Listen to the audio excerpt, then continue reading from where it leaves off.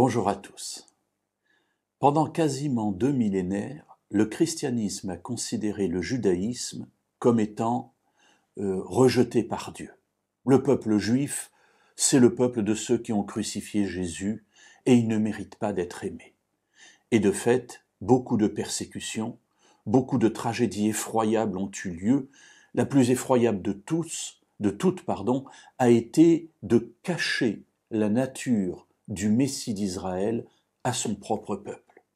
Ainsi, l'image de Dieu, l'image de Jésus en tant que Messie a été complètement déformée aux yeux d'Israël, à tel point que jusqu'à notre époque, jusqu'à maintenant, la grande majorité du peuple d'Israël ne reconnaît pas en Jésus son Messie.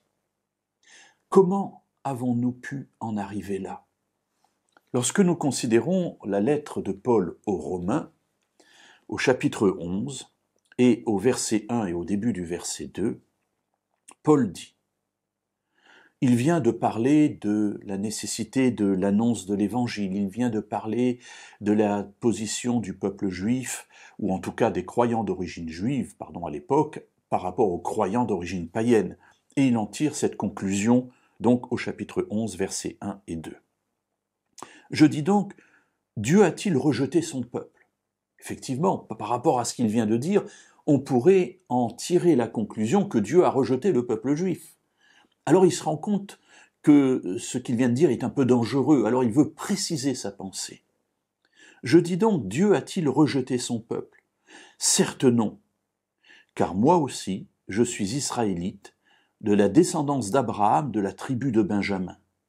Dieu n'a pas rejeté son peuple qu'il a connu d'avance.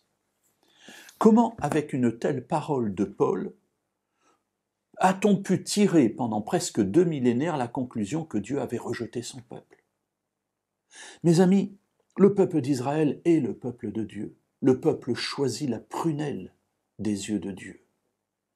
Et je souffre, et nous avons une dette immense vis-à-vis d'eux. Parce qu'à cause de notre fonctionnement, à cause de nos relations, à cause de nos persécutions, à cause de nos mauvaises conceptions spirituelles, nous avons fermé au peuple de Dieu la connaissance du Messie, la connaissance de Jésus. Alors, réfléchissons à la manière dont nous présentons Jésus. Réfléchissons à la manière dont nous vivons en tant que disciples de Jésus, afin que par notre attitude, nous ne fermions pas cette connaissance de l'amour de Dieu manifesté en lui à nos frères juifs, qui sont les premiers bénéficiaires de cet amour de Dieu.